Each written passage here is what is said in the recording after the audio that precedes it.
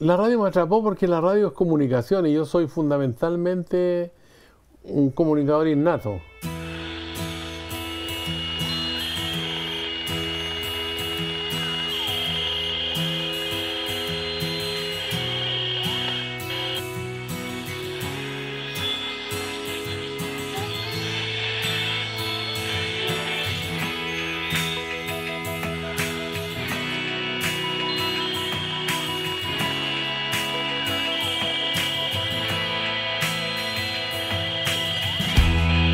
Hola, bienvenidas y bienvenidos a Audios.cl, esta plataforma donde compartimos la vida a través del sonido.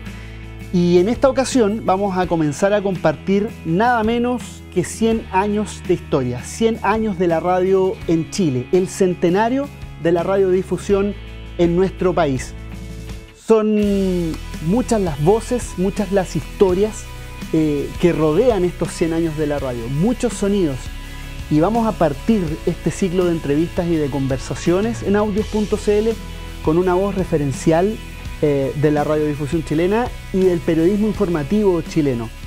No necesita mucho preámbulo. Sergio Campos, ¿cómo estás? Hola Gonzalo, un agrado conversar contigo. Somos compañeros en la radio hace muchos años, en 2 etapas consecutivas. Y así que es un agrado volver a encontrarme en esta instancia en que tú estás poniendo en escena los 100 años de la radio. Me asusté un poco porque dijiste 100 años, como que si yo hubiera estado con Arturo Salazar y Enrique Sací cuando se hizo la primera transmisión radial. No, pero no, vamos a despejar eso al tiro. No fue así. No estaba yo ahí todavía. Cuando en Santiago todavía habían carros y que habían carretas y todo eso. Pero sacando cuentas, antes de empezar a grabar, tú decías qué impresionante que de los 100 años de la radio, tú, Sergio Campos, has estado activo 52 años siendo parte de la radiodifusión chilena. Así es, estaba sacando la cuenta que oficialmente, como empleado de la radiodifusión, empecé en 1970, el 2 de enero de ese año, en la Radio Corporación, que era propiedad del diario El Mercurio. Antes había hecho radio, en conjunto con un curso de locutores, por ejemplo, que hicimos acá en Santiago, y estuve en la Radio Carrera ahí con Máximo Clavería, también en la Radio Bulnes haciendo algunos programas, y en la Radio Rengo de Rengo. Entonces, todas esas experiencias que fueron más bien de aficionados se transforman en profesionales en 1970. ¿Y la radio siempre te marcó desde niño, Sergio, o no? ¿En qué minuto llegó la radio a tu vida como un interés? La radio llegó a mi vida siendo yo, haber tenido unos 8 años, y mi madre me acuerdo que me regaló una radio Sanyo, una radio portátil a transistores, que era toda la novedad para esa época. El transistor es lo que permitió, digamos, que la radio fuera portátil. Tú ibas de un lugar a otro con una radio en tus manos y sin tener que conectarla a la energía eléctrica, era a pilas. Y eso para nosotros era maravilloso en esa época. Entonces yo escuchaba en las noches, por ejemplo, tenía pequeños audífonos y escuchaba programas, por ejemplo, la Radio Rengo de Rengo, la Radio Rancagua. Y después ya un poquito más grande empecé a escuchar los noticiarios. Por ejemplo, Entre Telones, Sobremesa de los Duendes, la Radio Nuevo Mundo, Reportaje en la Cooperativa, El Correo de Minería, y mucho después la revista de la tarde o de la mañana o de la noche de la Radio Portal. Entonces, para mí los noticiarios eran parte también de mi experiencia como auditor. Claro.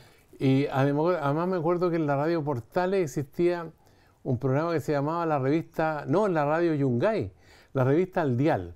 Entonces ellos hacían a las 10:30 de la noche, recopilaban los mejores programas de las distintas radios grandes, ¿no? De la cooperativa, de la minería, de la Radio Presidente Balmaceda, y tomaban las partes de los artistas, de los humoristas, y hacían un compendio, digamos, de todas esas expresiones en la radio. Era una maravilla, pues era como un guiso exquisito. Seguro. Y yo lo escuchaba eso, y después cuando entré a la escuela normal, me fui con mi radio portátil. Y mi radio portátil la complementé porque las pilas eran muy caras con un transformador que vendían en la Casa Royal. Ya en ese tiempo existía la Casa Royal. Estamos hablando ya el año del año 62, el año del Mundial. Perfecto. De fútbol. Cuando tú entraste a la escuela normal, claro, para ser profesor. Para ser profesor. Y ya el año 63, un año después, Alguien comenta que en la escuela normal había existido una tentativa de hacer una radio. Entonces yo empecé a averiguar y conseguí un amplificador, parlante, micrófono, un tocadiscos, me acuerdo, una grabadora Philips que nos regaló alguien, y armamos todo esto en el centro de alumnos. Entonces yo fui a hablar con el director para que nos dieran una habitación especial para hacer la radio. Y nos dieron una habitación, y ahí empezamos a armar la radio y pusimos los parlantes en los patios, los dormitorios, y empezamos a transmitir a las 7 de la mañana con marchas militares. Mira la paradoja del destino. Y después del 73 las marchas militares se transformaron en algo desagradable, pero esa es otra historia. Sergio, acá en el libro que lanzaste hace algunos años, que también lo estábamos recordando antes de empezar a grabar, La voz de la radio está llamando, que son las memorias de Sergio Campos. Tú cuentas que fuiste a hablar con el gerente de la RCA, entiendo, para conseguir que en el casino de la escuela normal instalaran los parlantes, porque la idea era que la radio se escuchara ahí, ¿no? Claro, mira, ellos nos donaron parlantes, pero además un televisor. Me acuerdo que dijimos, oye, ¿cómo hacemos? No tenemos un solo peso para comprar parlantes y que para tener un televisor también, porque venía el Mundial de Fútbol. Claro. Entonces fuimos en Vicuña Maquena, que quedaba como en el campo, en el paradero 14 y algo, y ahí estaba en la RCA Víctor. Entonces fui con 2 compañeros más y pedimos hablar con el gerente general. Dice, ¿para qué sería? No, es que queremos hablar con él porque somos estudiantes para profesor. Y nos recibió Julio del Río, ¿ya?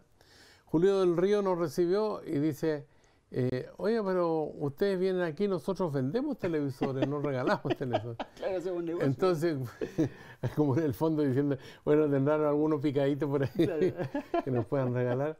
Y nos empezó a preguntar acerca de cómo era para estudiar para profesor y todo. Era un ingeniero, un tipo muy caballeroso, muy gentil, qué sé yo. Y nos atendió en su oficina. Entonces llamó a otro ingeniero, le dijo, llámese a fulano de tal, le dijo a la secretaria del laboratorio.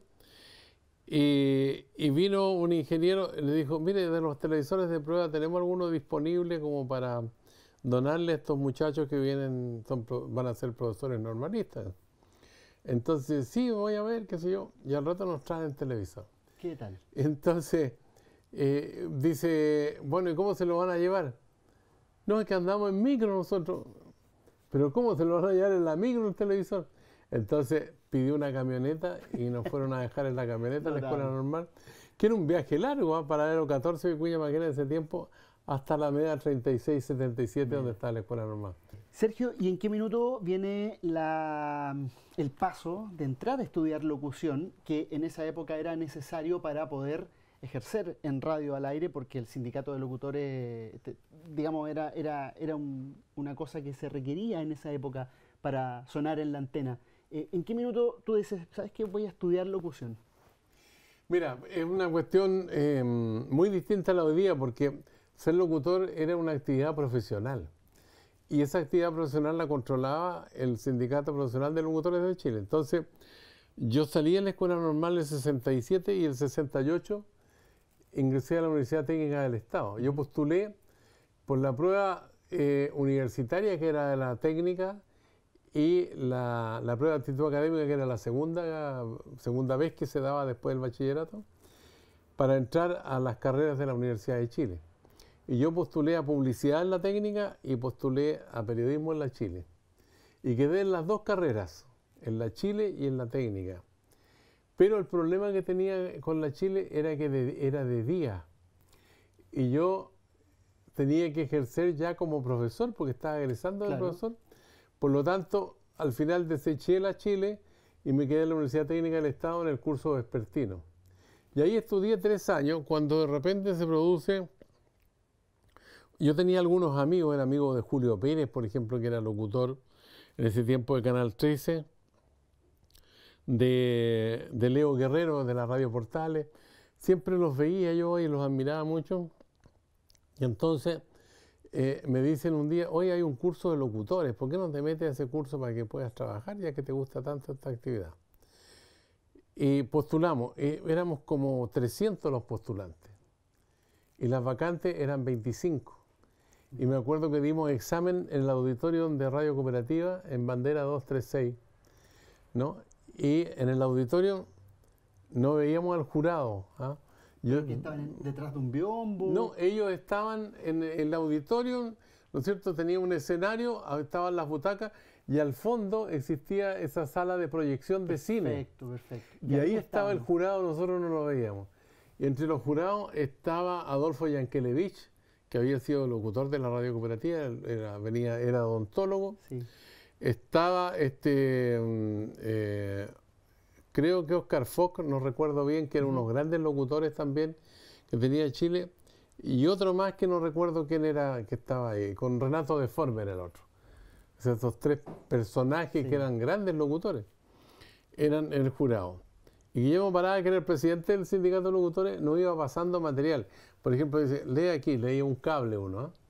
Después te pasaban un texto de radioteatro. Después una pauta musical para animar programas. Claro. ¿Ya? Entonces, después había que comenzar un programa y saludar, qué sé yo, un programa de entretención.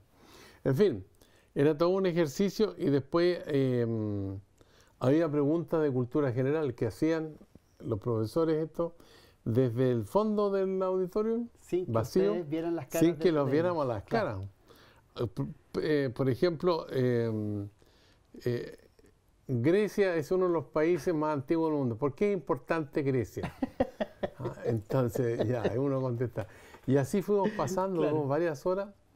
Y me acuerdo que como a la semana dieron el resultado y quedamos 25. Mira. Entre los 25 está un animador como Antonio Bobanovich, por ejemplo, que después llegó a ser animador del Festival de Viña, muchos años en la televisión. Después fue un compañero en el Mega también. En fin, Gloria Jiménez, que era locutora de noticias de Televisión Nacional. Y así, varios otros colegas que estaban ahí en el curso de locutores, donde nos hacían clases de foniatría, de cultura general. Bien completo. Eso. Y después del curso vino la Radio Corporación, ¿o no? ¿O después de eso vino Prat y vino la Radio Carrera? La Radio Prat fue la antesala de la Radio Corporación, porque me acuerdo que Julio Pérez me dice, oye, me dice, en el verano necesitan un reemplazante en la Radio Prat, que quedaba ahí en la calle Maquiver, ¿ya? Y al lado de la radio vendían unas empanadas muy buenas. Bueno, y fui allá y ya me dice, tiene que hacer este turno. Y como al mes después que estar ahí, me llama Enrique Valladares de la Radio Corporación. Y me dice, mire, le habla Enrique Valladares, director del programa de Radio Corporación, me gustaría conversar con usted. Entonces, ya... Fui para allá y me dice, queremos hacer una prueba de locución. Y me ponen en el estudio a leer narración de radioteatro, boletín informativo, pauta de programa, un poco lo mismo que había hecho en el examen. Entonces me dice, vuelva, esto era un jueves, me dijo, vuelva el martes. Volví el martes y me dice, mire, me dice, ¿usted podría trabajar los domingos, por ejemplo, de las 7 de la mañana a las 2 de la tarde? Me dice, aquí va a tener desayuno, se paga como extraordinario y al mismo tiempo tiene almuerzo el día domingo. Yo dije, bueno, entre estar en la Radio Prat y en la Radio Corporación, que tenía auditorios, noticiarios y todo eso, radioteatro, tenía 3 radioteatros en la tarde, ya me vengo para acá. Me dicen, porque tenía que trabajar de lunes a viernes, ¿no? El sábado lo tendría libre y el domingo tendría que hacer ese turno que se paga el doble el turno. Así que encantado de la vida, empecé a trabajar en la Radio Corporación el año 1970. Ahí en Corporación tú fuiste protagonista de un modo de hacer radio que marcó varias décadas de la época dorada de la radio en Chile, que era, por un lado, el locutor o conductor disc jockey, el que ponía música y presentaba las canciones, un poco este estilo americano, ¿no? Y por otro lado, la radio de auditorio. Cuéntame un poco cómo se vivió esa época que fue tan distinta a la radio que conocemos hoy. Una radio mucho más automatizada, en el caso de las radios musicales, Y en el caso de las radios habladas, una radio que es 100% en base a muchas entrevistas telefónicas, a la entrega de información de reporteros, pero que no tiene ese contacto con público en vivo. Ya eso no ocurre, digamos, presencialmente. Y en el caso de las radios musicales, como te digo, predomina mucho el envasado y la automatización de la radio. Entonces, cuéntame un poquito, ¿cómo viviste tú ser parte de un tipo de radio que hoy ya no está? Que fue, por un lado, el del conductor disc jockey y el del animador frente a un auditorio de radio. A mí la Radio Corporación me permitió ser multifacético, porque leía noticias, animaba el Corporito Hit. ¿Corporito Show? El Corporito Hit se llamaba primero antes del Corporito Show. Después el Corporito Show con auditorio, un poco público, 300 personas en el auditorio, donde teníamos artistas invitados, teníamos la orquesta musical Los Estéreos, ¿no? Y teníamos también pasajes de humor ahí, entre otros Chino Navarrete, por ejemplo, que falleció hace poco tiempo. Y eso te permitía un desplazamiento en el escenario, un diálogo, una interacción con el público. Era otra dinámica distinta de estar animando un programa al aire con los discos, ¿no? Claro. Donde hacíamos ranking, por ejemplo, y los rankings musicales en ese tiempo se hacían con la participación de los auditores mediante el teléfono. Teníamos un cuaderno donde uno iba anotando por las canciones. ¿Cuántos votos tenía cada canción? Cada canción y todo eso. Y después había un resumen, después había una tanda y yo bajaba corriendo al auditorio para tomar la parte del Corporito Show. Lo otro que hice yo en la radio fue narración de radioteatro. Ya. Alejandro Hidalgo, que era un libretista, un creador, junto con Juan Marino, que era otro de los grandes libretistas que había en la época, me dice un día, oye, me dijo, quiero que me acompañes en un radioteatro que vamos a poner al aire que se llama Simplemente María, que fue un radioteatro muy popular, que después se hizo incluso en la televisión como telenovela. Y me acuerdo que Alejandro Hidalgo me dice, probemos cómo resulta la narración. Y empecé a hacer narración y me sentí súper cómodo. Después yo creé un programa que era sobre la base de una revista de Quimantú que se llama Cabros Chicos, ¿no? Y los libretos para la revista los hacía Juan Marino y para la radio los hacía Juan Marino también, ¿no? Y él me pidió que si yo podía incorporar entre los personajes a su hijo, que era un chico como de 14 años, qué sé yo. Y junté un grupo de niñas y niños que eran como 8, que hacían los personajes. Incluso yo tuve un pequeño problema con Sidarte. Yo fui socio del sindicato de actores de teatro, de Sidarte, ¿verdad? Y me dice, oye, pero me dice, tú estás haciendo radioteatro con niños que no están en el sindicato. Le digo, sí, pero esto es un buen ejercicio para los estudiantes y toda la cosa. Además, un trabajo no remunerado, a pesar de que nosotros la radio le asignamos unos pesitos a los chiquillos para que actuaran. Y hicimos la revista Cabros Chicos en radioteatro. O sea, yo prácticamente hice toda la faceta, aparte de la locución comercial. ¿Y qué disfrutabas más en esa época de todo lo que hacías? ¿Qué disfrutabas más? Mira, era todo súper entretenido. Para mí era fascinante poder hacer todas esas facetas en la radio, porque leer noticias te ponía en contacto con la realidad. Estaba muy cerca del equipo periodístico, era muy amigo.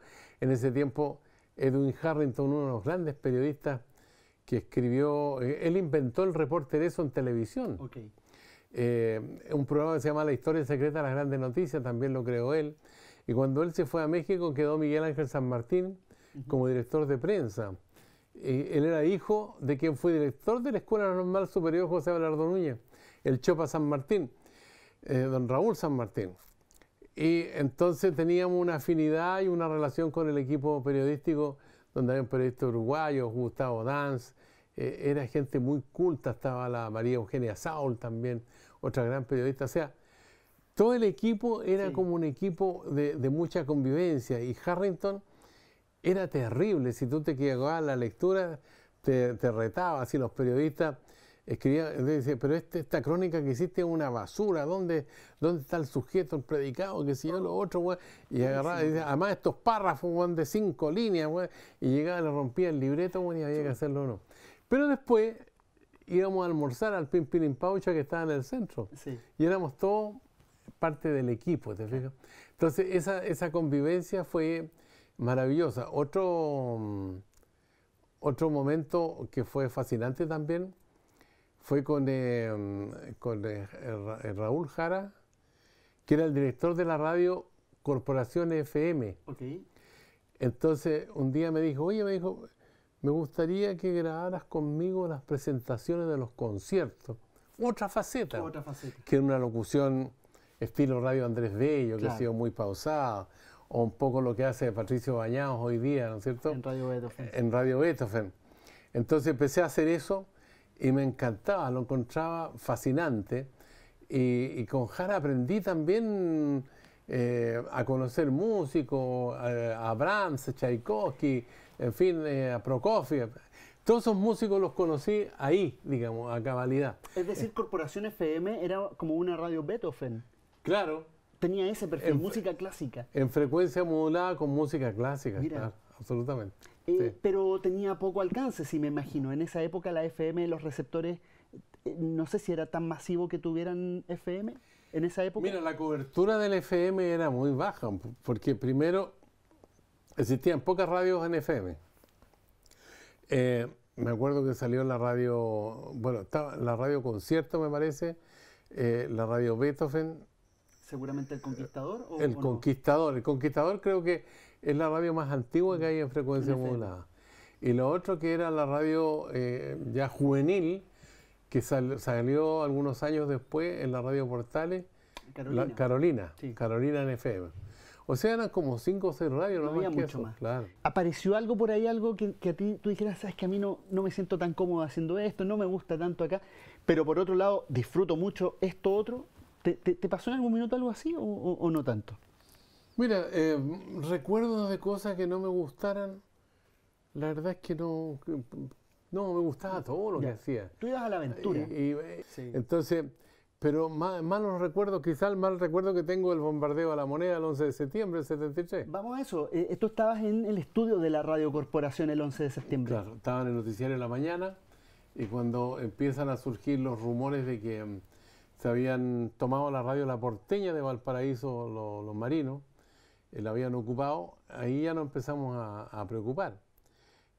Al poco rato llegó Erich Schnake, que era el encargado de comunicaciones del Partido Socialista, y él toma contacto con el presidente Allende, ¿no? Y el presidente Allende le dice, colocan en el parlante en la sala de control, ¿no? Le dice, aquí hay un problema gravísimo, qué sé yo, y Schnake le dice, compañero presidente, nosotros podíamos ir allá y transmitir desde el interior de La Moneda.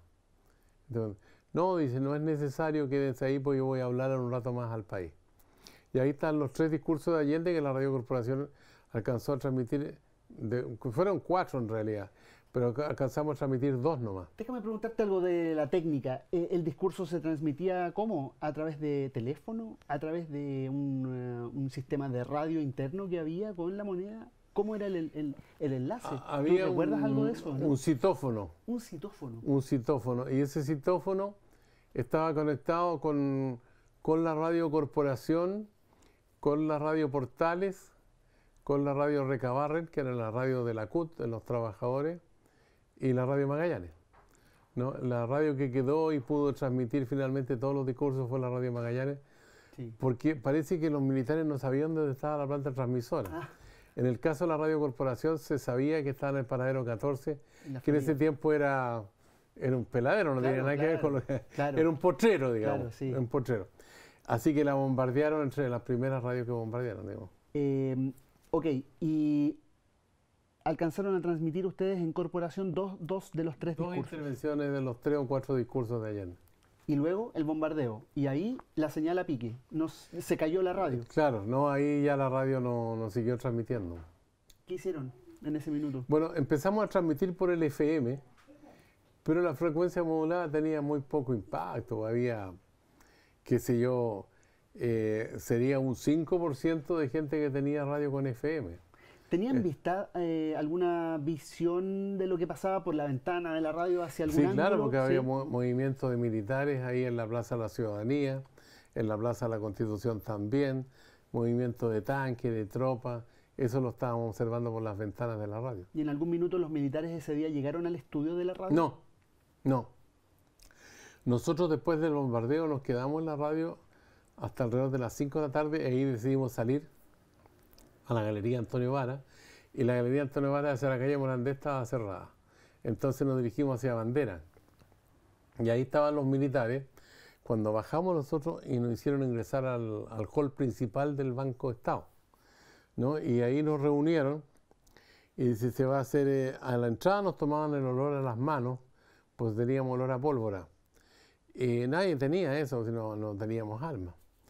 Y ahí nos hicieron formarnos una fila larga al interior del Banco Estado a la espera de un salvoconducto que iban a imprimir al mimeógrafo, que era un sistema hoy día muy artesanal, ¿no? Y me acuerdo que de repente sale una persona de civil y se dirige a un oficial, un tipo alto, que está en traje de combate, y le habla y se van los dos en dirección se va el oficial en dirección a Erich Schnake y lo sacan de la fila. Bueno, de ahí lo sacaron, lo llevaron lo detuvieron y lo tuvieron en el Ministerio de Defensa. Y después, bueno, vivió todo el fenómeno, digamos, de la tortura y la prisión. Nosotros, con Miguel Ángel San Martín, que era el director de prensa, ¿qué hacemos? ¿Esperamos el salvoconducto? Nos vamos. Nos vamos. Y salimos de ahí hacia la calle Bandera, y me acuerdo que estaba lloviznando en Santiago, y nos fuimos caminando por Diagonal Paraguay hacia la casa de Sergio Neri, un locutor que estaba con licencia médica, que vivía en Manuel Montt casi con Providencia, en el 390 y tanto. ¿No? Y ahí pasamos toda la noche y al día siguiente, porque hubo toque de queda. ¿Cuándo volviste a la radio? ¿Pudieron volver a la radio? No, ya no pudimos volver a la radio. ¿No supieron más del estudio de la Radio Corporación después de ese día? Nunca más volvimos a la radio, no, era ni imaginarse que volver a la radio. Yo me acuerdo que imagínate, esto fue el 11 de septiembre, a nosotros nos pagaban el sueldo los primeros días de septiembre, y yo hacía tantas cosas en la radio, y además en el colegio, que no tenía tiempo ni siquiera de ir a depositar mi sueldo al banco. En ese tiempo pagaban en billetes. Efectivo, total. ¿No? Y yo lo que alcancé a sacar fue mi sobre con unos billetes de mi oficina. Yo tenía oficina ahí en la Radio Corporación, pero olvídate los libros, discos, nada de eso. Todo eso quedó ahí y se perdió. Claro. Y estamos hablando de septiembre del 73. Desde ahí en adelante se suspendió la radio para ti, ¿no? En parte, pero por otra parte, un día Hércules Zamorano, que era periodista, que trabajaba en el Luis Campino, pero que escribía en El Siglo, y dice, oye, mira, tengo un contacto con un señor Noriega, que era parte de una familia que tenía una ferretería en Irarrázaval, descendientes españoles. Y dice, queremos hacer un programa deportivo en la Radio Bulnes. Pero ¿cómo en la Radio Bulnes? Claro, en la Radio Bulnes. Y ya está medio conversado Sergio Silva y Darío Verdugo. Y además Willy Jiménez Prieto, que era un antiguo periodista deportivo. Y no me acuerdo quién más. Pero hay un periodista que era de derecha, pero que había sido jefe de prensa de la Radio Corporación. No me acuerdo el nombre de este momento, pero estaba armado el equipo. Entonces, me gustaría que tú te incorporaras también al equipo. Y la radio la tenía bajo su tutela Carabineros de Chile, la Radio Bulnes. Y empezamos a hacer el programa deportivo, qué sé yo, con transmisiones, las canchas. Transmitíamos la hípica también. Teníamos un experto en hípica. Así que todas las carreras del Club Hípico, del Hipódromo de Chile, ahí estábamos nosotros también con las carreras al minuto, con las carreras más importantes. Sergio Silva y Darío Verdugo relataban al mismo estilo que lo habían hecho en la cooperativa hace muchos años atrás, que Sergio Silva tomaba una parte de la cancha y la otra mitad la tomaba Darío Verdugo. O sea, relataban a dos voces el mismo encuentro. Claro, entonces decía, avanza Colo-Colo, ahí va González, se la entrega a Fernández, Fernández levanta la pelota, Darío Verdugo. Entonces Sergio Silva dice, ahí están avanzando los Diablos Rojos de Santa Laura, dice, avanzan por la izquierda los Rojos de Santa Laura. O sea, Sergio Silva siempre con la ironía, con el sentido del humor. ¿Y tú qué hiciste ahí? Yo hacía la locución, po. La locución comercial. La locución comercial, claro. Y hacía los pases para allá, para acá y todo eso. ¿Y eso fue a fines del 73 o ya años 74? Eso fines del 73 y el 74 hasta cuando... En marzo del 74 ya empiezan a evaluar, digamos, qué es lo que quiénes estaban trabajando, pues empiezan los nombres, este tipo de aquí, el otro allá. Entonces cerraron el programa y se acabó el programa. Y se acabó. Claro. Y después de eso vino el dejar Chile atrás y partir a Buenos Aires, el año 74. Claro, yo estuve en la Escuela Consolidada de Ávila exonerado por 3 decretos, no cuenta con la confianza de la Honorable Junta de Gobierno. Exonerado ahí, sin radio, y con algo así como podría decir que te estaban pisando los talones, ¿no? Por haber trabajado en la Radio Corporación. Claro. Y por otra parte, yo fui dirigente del SUTE, el Sindicato Único de Trabajadores de la Educación, de la comuna de San Miguel, que era una tremenda comuna. O sea, hoy día, si tú miras en el mapa, San Miguel de esa época abarcaba como 5 o 6 comunas de hoy día, o sea, una tremenda comuna, ¿no? Era la comuna de los Palestros, de los hermanos Palestros. Sí. Bueno, el cuento es que a raíz de esa situación yo recibo la sugerencia de que busque un horizonte cercano acá en Buenos Aires. Cuando dices recibiste la sugerencia... Sí. Así que cuando uno le sugieren... Eso es... claro. Vamos moviéndonos. Vamos moviéndonos. Así que, bueno, ahí en Buenos Aires yo estuve más o menos casi 4 años. ¿Cómo fue la vida sin radio? Por primera vez en tu vida, después de tanto tiempo, estando en Argentina, tú no hiciste radio. Mira, estando en Argentina no hice radio, trabajé en una cooperativa del Turf que comercializaba alimentos para caballos de carrera, pero al mismo tiempo escribía para una publicación que se llamaba Agencia Latinoamericana de la Información, que funcionaba con sede en Canadá, acerca de la situación argentina y también de Chile.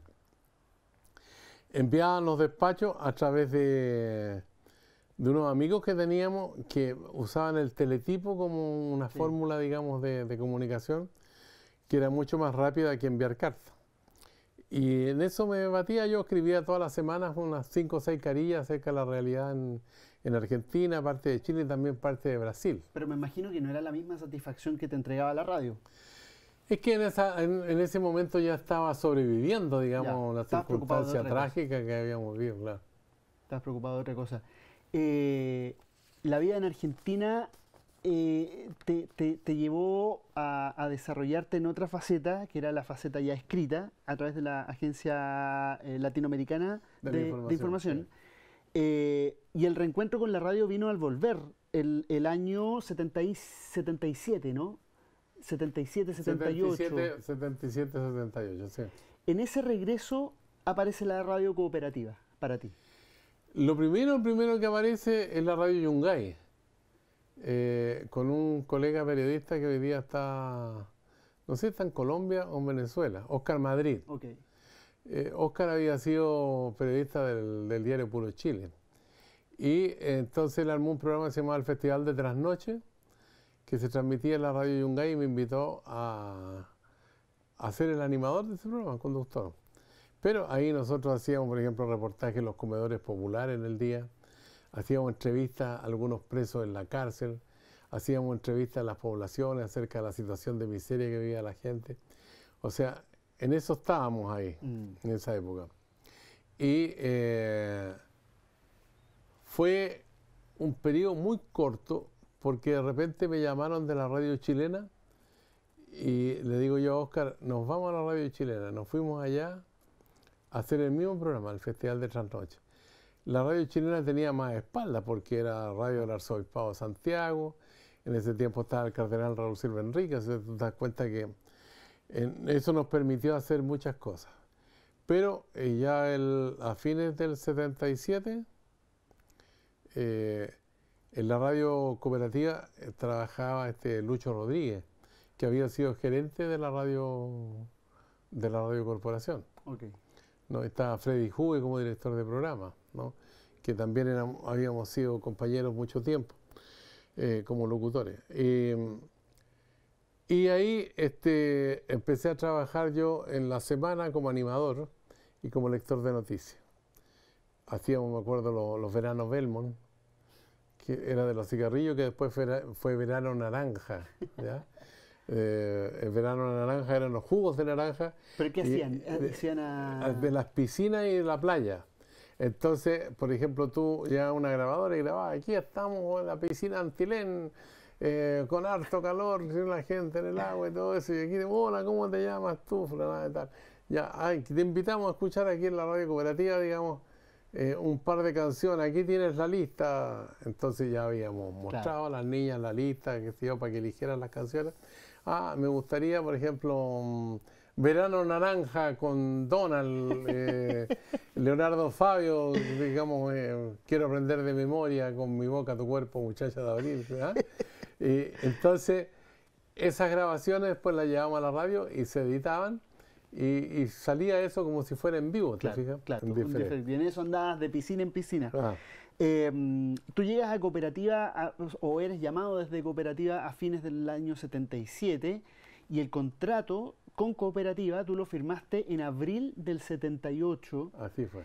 ¿Y ahí qué sentiste cuando tú dijiste, ya, acá firmo, pongo mi rúbrica? ¿Tú imaginaste que vendrían, cuánto, 45 años de tu vida en esa radio tan importante para Chile? No, nunca imaginé eso. Uno imagina que aquí hay una posibilidad de trabajo en algo que a uno le gusta y que te da la posibilidad de subsistencia. Mi mujer también empezó a trabajar como cirujano dentista, entonces ya teníamos una hija que había nacido en Buenos Aires y eso nos permitía tener algunas herramientas como para ir insertándonos acá de vuelta, ¿te fijas? Pero uno nunca piensa a 10 años ni a 15 años, porque además era un momento muy terrible. En Chile la cesantía llegó al 40% en dictadura. La gente, nosotros vivíamos ahí en Valentín Letelier, al lado del Ministerio de Educación, y en las noches como la gente comía en los tarros de basura. Eso fue la dictadura, digamos. La gente comía de la basura.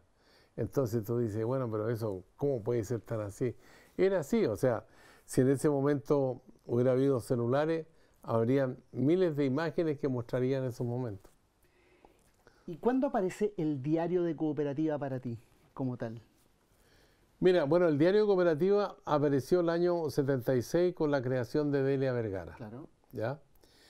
El diario de Cooperativa se transmitía desde las 7 de la mañana a las 8:30, de 7 a 7:30, a 7:25 eran noticias internacionales, de 7:25 a 7:30 era un espacio de deportes con Cañón Alonso, y de 7:30 a 8 eran notas que hacían los periodistas, por ejemplo, como Carmen Castro, Patricia Politzer, que también era el equipo Cooperativa. ¿Ya estaba Manuela Robles o no? No, todavía no. Ya.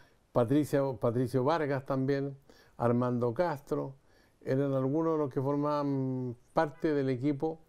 Algunos se habían incorporado después, otros venían de la radio Balmaceda. Okay. La radio Balmaceda fue clausurada para siempre, nunca más volvió al aire. Así que de ahí venía, entre otros, Armando Castro y Patricio Vargas, que en paz descansa. Y hacían el programa hasta las 8, ¿no? Estaba Marianela Ventura también, que hacía laboral. Claro, ella hacía sindical. Carmen Castro, que hacía derechos humanos e iglesia. Y los demás hacían otras notas, digamos, de la contingencia. Y a las 8 de la mañana venía un bloque de media hora con Sapo Livington, que hacía deporte, un comentario, En algún momento estuvo el cura Asbun también. Hay otro cuarto intermedio, digamos, para comentar esto, pero estaba José Luis Rosasco, que hacía comentarios de libros, Mariano Silva, de cine, el doctor Juan Grau, el primer comentarista de Chile en materia ecológica y medio ambiente. No te puedo creer, mira. Claro, ¿no? Juan Grau, un tipo extraordinario. Era, si tú lo miras, digamos, en ese momento mucha gente decía, este caballero está loco. ¿De qué está hablando? Hablaba de la calidad del aire, de la contaminación de las aguas. Mira, qué ¿no? visionario. O sea, esos eran sus temas de Juan Grau. Bueno, y a las 8:30 terminaba el noticiario. Pero la radio económicamente estaba muy frágil, así que ahí hubo un cambio de rumbo, y el año 80 se produce un reemplazo, digamos, del gerente general de esa época, y asume Luis Ajenjo como gerente general. Y Luis Ajenjo llamó a Ernesto Merino, un periodista y publicista de gran renombre, ¿no? Y él se hace acompañar por Marcelo Zúñiga, donde empiezan a crear una nueva dimensión de la radio cooperativa en general, ¿no? Y el diario Cooperativa pasa a transmitirse desde las 6 de la mañana hasta las 8:30 de la mañana. Antes había existido el otro diario y estuvo ahí, entre otros, Felipe Pozo, por ejemplo, Patricio Bañado, Freddy Juve, pasaron varios También, conductores. ¿Y cuándo tú asumes la titularidad del diario de Cooperativa? Bueno, el primer conductor del diario de Cooperativa fue Jaime Moreno Laval, en 1980, en marzo. Y Jaime Moreno, a fines de ese año, le ofrecen el cargo de director de prensa de la radio chilena. Sí. Yo era lector del noticiario. Leíamos Dos Voces con Lucho Rodríguez. Eso, el formato. Explícanos cómo era el formato, porque había una lógica bien interesante de la figura de conductor y la figura de lectores de noticias. Claro, el conductor del programa hacía una presentación general, ¿no? Algunos datos misceláneos, como el tiempo, temperatura y todas esas cosas, y daba los titulares principales, y después venía un primer boletín de noticias, que lo leían dos locutores. Y ese boletín de noticias duraba 15 minutos. Después venía una serie de informes de periodistas que no duraban más de 2 minutos y medio. Periodistas del ámbito laboral, del ámbito judicial, en fin, de todas las áreas del rango informativo. Y esos periodistas iban sucesivamente uno tras otro, y ahí había avisos entre ellos que se llamaban avisos preferenciales, que eran más caros que los avisos en tanda. De tanda, claro. Entonces, esa situación quedaba plasmada en esa primera etapa, y después volvía un boletín de 15 minutos otra vez. Después seguían los informes, después otro boletín. Había 4 boletines de 15 minutos, ¿no? En las 2 horas y media, más los informes. Y un espacio que era mucho más misceláneo, más amplio, relacionado con el deporte, ¿ya? Claro.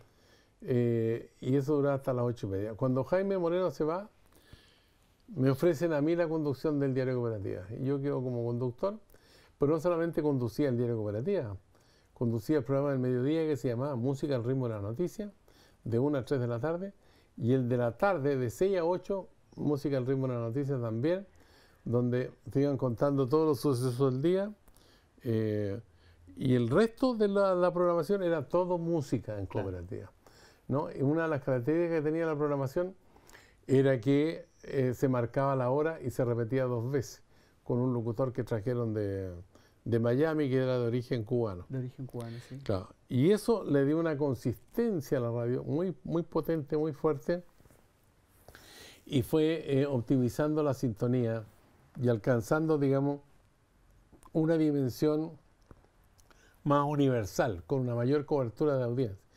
Me acuerdo que yo siempre llegaba para mí el día domingo era un día domingo de descanso, pero al mismo tiempo de preparación. Yo recibía en mi casa la revista Hoy, la revista Análisis, la revista Cauce, la revista Mensaje, En fin, toda la semana porque estabas metido todo el día en la radio prácticamente, ¿no? Entonces tenía las revistas que salían, ¿no? Y yo en la tarde me dedicaba a marcar la revista y yo tenía un espacio de lectura de prensa el día. No en ese tiempo los diarios no leíamos ningún diario porque los diarios eran todas informaciones oficialistas. Y leía las revistas que tenía marcadas. Y generalmente yo me pasaba de las 8:30, ¿eh? Entonces me llamó Marcelo Zúñiga un día y me dijo, oye, amigo, te estás pasando todos los días, 20 para las 9, 25 para las 9. Entonces vamos a hacer lo siguiente. Vamos a prolongar el diario de Cooperativa hasta las 9 de la mañana, pero no te puedes pasar un minuto más, ni un minuto más. Así que empecé a hacer yo el diario de Cooperativa de 6 a 9 de la mañana y después el noticiario del mediodía al de la tarde. O sea, hacía los 3 noticiarios, ¿no? Y bueno, eso se fue consolidando con todos los capítulos que vivimos y finalmente el diario de Cooperativa se transformó, digamos, en una potencia informativa, ¿no? Que escuchaban no solamente los opositores a la dictadura, también los partidarios de la dictadura lo escuchaban, porque había un compromiso con la verdad. Mira lo que te estoy diciendo, así de simple era. Ese compromiso le valió a la radio cooperativa clausuras informativas. Mira, quiero que escuchemos esto. Mira. Producción Luis Rodríguez Araya. Dirección general Guillermo Muñoz Melo. Conductor Sergio Campos, quien reseña para usted los principales hechos ocurridos hoy. A continuación damos lectura a un bando de la Jefatura de Zona en estado de emergencia de la región metropolitana y provincia de San Antonio que restringe las informaciones de Radio Cooperativa CB76. Dice textualmente lo siguiente: Santiago, 29 de octubre de 1984. Son momentos muy críticos porque esas clausuras eran clausuras indefinidas, no tenían fecha de término. Entonces, ideamos una fórmula para dar a conocer, digamos, nuestra clausura. Y lo leíamos al comenzar a las 6 de la mañana, leíamos el bando. Después decíamos, luego a las 7 de la mañana leemos el bando que nos clausura. Luego a las 8 leemos el bando que nos clausura. Luego a las 9 leemos el bando que nos clausura. Y repetíamos el bando. Después al mediodía hacíamos el mismo ejercicio y en la tarde lo mismo. Entonces emiten otro dictamen de la Jefatura de Zona de Estado de Emergencia donde se nos prohíbe leer el bando y se podía leer solamente una vez. Entonces fijamos la hora para leer el bando, 8 de la mañana. Y a las 6 de la mañana yo saludaba, daba los datos del tiempo y decía, no podemos dar noticias porque hay un bando de la Jefatura que nos prohíbe dar noticias, pero al mismo tiempo nos prohíbe leer el bando. Pero lo vamos a leer a las 8 de la mañana. Y así lo veíamos toda la mañana anunciando que íbamos a leer el bando en una manera de decirle a la gente que nos tenían clausurados, pero que estábamos vivos. Claro. Pero al mismo tiempo decirle a los tipos que nosotros no teníamos ni gota de miedo, que hagan lo que quieran, pero estábamos disponibles para seguir transmitiendo en la radio y así lo hicimos. ¿Alguna vez pensaste en dar un paso al lado en esa época? No, nunca, todo lo contrario. Además estaba muy acompañado por mi familia, por mis amigos. O sea, era como que te decían, échale para adelante nomás, cabrito. Y eso, además yo siempre tuve un compromiso con la democracia, con la libertad de expresión y el derecho a la información. Eso siempre lo he tenido muy claro y sé en el lado que tengo que estar, digamos. Estas clausuras y esta posición editorial de Cooperativa, eso sí que le valió una asfixia económica súper importante en esa época a la radio, a la compañía. Eso significó que, entre otras cosas, los estudios de la radio que se emplazaban en Bandera 236, que ocupaban 3 pisos en un edificio, que tenía su auditorio, se cambiaran a la que después fue también muy histórica, la casona de Antonio Belet. ¿Cómo se mantenía el espíritu en esa época al interior de la radio? El espíritu era de mucha cohesión, de mucha solidaridad entre nosotros. Me acuerdo que cuando asesinaron al padre Andrés Yarlán, ¿no? En esa época, ¿qué hacíamos? Porque nos clausuraron. Por decir que fue Carabinero que disparó contra la casa parroquial y que el padre Yarlán estaba leyendo su Biblia y fue impactado por una bala de la policía uniformada. Y nos clausuraron. Entonces, ¿qué hacíamos? Nos íbamos en caravana, todo a la población La Victoria. Y allá conversábamos con la gente, se sacaban cuñas para hacer notas, otros periodistas reporteaban, siempre relacionado con la convulsión social que se vivía, y se escribían los libretos, ¿no? Y con las cuñas que quedaban en unos cassettes, ¿no? Una cinta magnetofónica que ya era un progreso enorme después de la cinta del reel grande. Seguro. Nos pasamos al cassette. Y en cajas con los libretos, eso iba en un tiempo a la radio chilena, si es que no la habían clausurado, o a la radio Carrera, o a la radio Santiago, para que los locutores de esas radios leyeran esas notas. Eso cuando Cooperativa Estaba clausurada. Claro. Entonces, era una manera de desafiar a la dictadura por otro camino. Es decir, había una alianza con las radios que tenían una visión editorial similar de defensa de la democracia y de los derechos humanos. Sí, claro. Era un vaso comunicante permanente porque la radio Carrera estuvo disponible, la radio chilena por supuesto, que era la radio del Arzobispado, y la radio Santiago, de tal manera que la radio Santiago era muy cercana a la revista Hoy, ¿ya? Que también era una revista, digamos, sí, de periodismo, y todo eso, que se planteaba como muy crítica frente a la dictadura. Estaba dirigida por Emilio Filipe en ese tiempo. A todo esto, ¿cómo evalúas tú el desarrollo de la competencia radial y particularmente en el horario AM, que es el horario en el que tú te desempeñas ya a lo largo de tantas décadas? ¿Cómo evolucionó a lo largo de los años ese horario informativo tan importante que es en el cual la gente va en el auto y escucha la radio? O sea, nosotros competimos con mucha fuerza en la época de la dictadura, por ejemplo, con la radio Portales. La radio Portales fue un transatlántico informativo, era muy potente, muy fuerte, ¿no? Y eso marcó también un desafío para la radio cooperativa. O sea, la radio Minería también es una radio con mucha potencia noticiosa, ¿no? Y nosotros nos dimos el lujo de desbancar esas dos radios de los primeros lugares de sintonía. ¿Eso en qué periodo más o menos ocurrió? Que ya el diario de Cooperativa se consolidó como líder de audiencia en la mañana. Yo creo que el diario Cooperativa se consolidó el año 82, ya estaba bien acendrado en la opinión pública, ¿no? Y después ya, como va muy de cerca con el desarrollo de la movilización social, ¿ya? En el 83 se produce la primera protesta nacional, sí, y eso también permitió a la radio dar cuenta de los hechos, ¿ya? No ocultar nada de lo que estaba pasando, de las expresiones de la ciudadanía.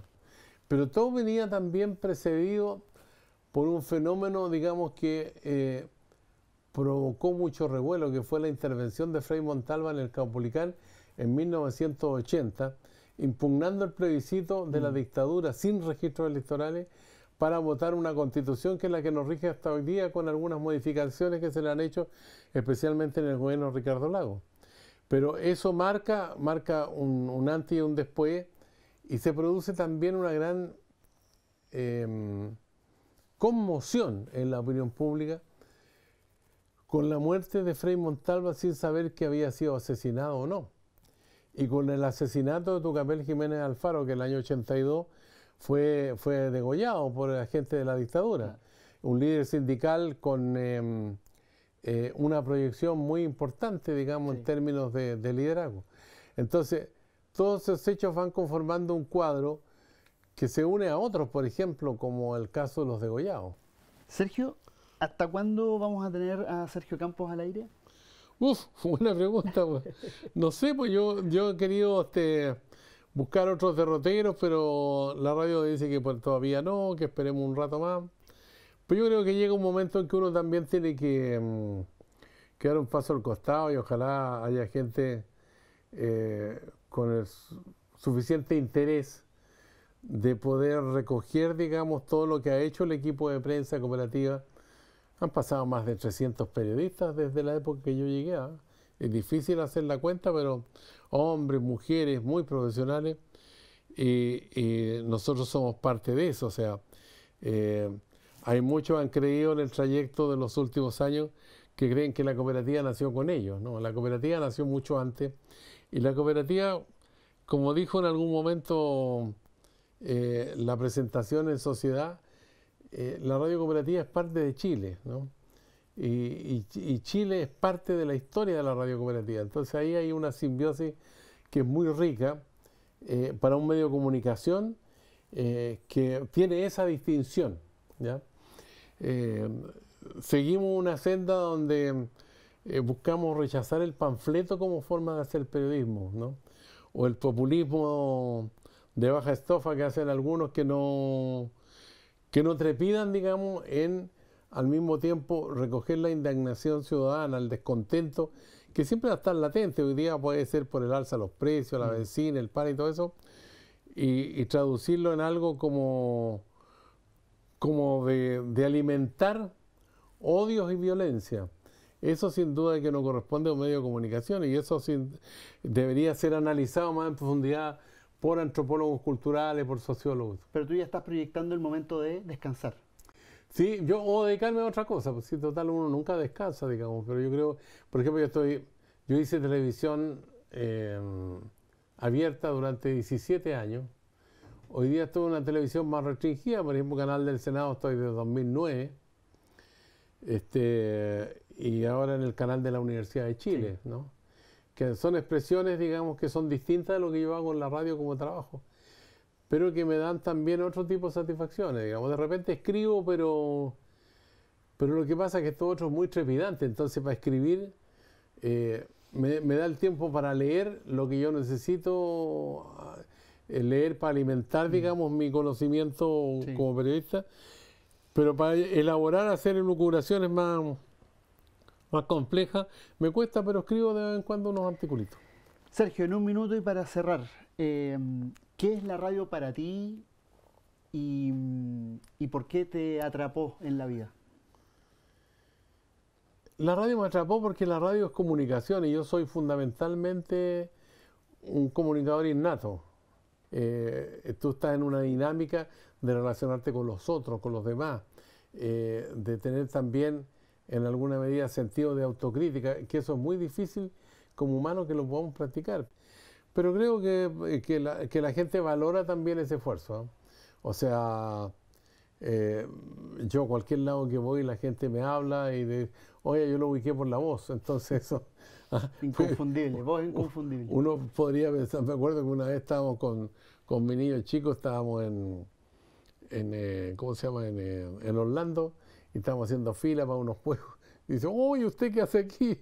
Entonces le digo lo mismo que hacen ustedes con sus niños, venimos acá a disfrutar de las vacaciones. En fin, yo creo que la clave es la entrega que uno ha hecho a esto como una profesión, o sea, profesar, digamos, la comunicación como la parte intrínseca del ser humano. Todos los seres humanos comunicamos, ¿no? Sí. Pero uno logra amojonar en función de los contenidos, digamos, periodísticos en la radio, un poco en la televisión también. Yo la televisión, con los amigos que tú puedes hablar en los tiempos, en los 10 años que estuve en el Mega o en la red, además en una convivencia muy fraterna con tus compañeros, digamos. A pesar de que uno es el rostro, el liderazgo, la voz, qué sé yo, pero uno es parte del equipo. Si uno no estuviera liderando un equipo, no podría liderar nada si no estuviera el equipo, digamos. Eso es un complemento, muy importante, sí, eso, digamos. Y todo lo que uno diga tiene que decirlo con mucho respeto con la audiencia. Esa cuestión, creo que hoy día de repente se falta el respeto al oyente, ¿ah? La gente es muy inteligente y sabe apreciar los hechos, a pesar de que hoy día hay ciertas actitudes frenéticas, por ejemplo, en las redes sociales, pero eso es parte de la realidad. Antes era por el teléfono, por carta. El medio va cambiando, pero el medio va cambiando, pero la actitud humana también tiene ese componente. Hay gente tiene indignación, hay gente que está equivocada, digamos que está desinformada. Bueno, lo que tratamos de hacer es que la gente se informe, que sepa de qué estamos hablando y poder compartir eso en la riqueza que uno tiene, siempre la lleva en el corazón. Sergio Campos, muchas gracias. Por favor, gracias a ti. Un gustazo. Ya pues, muy bien, a la audiencia también.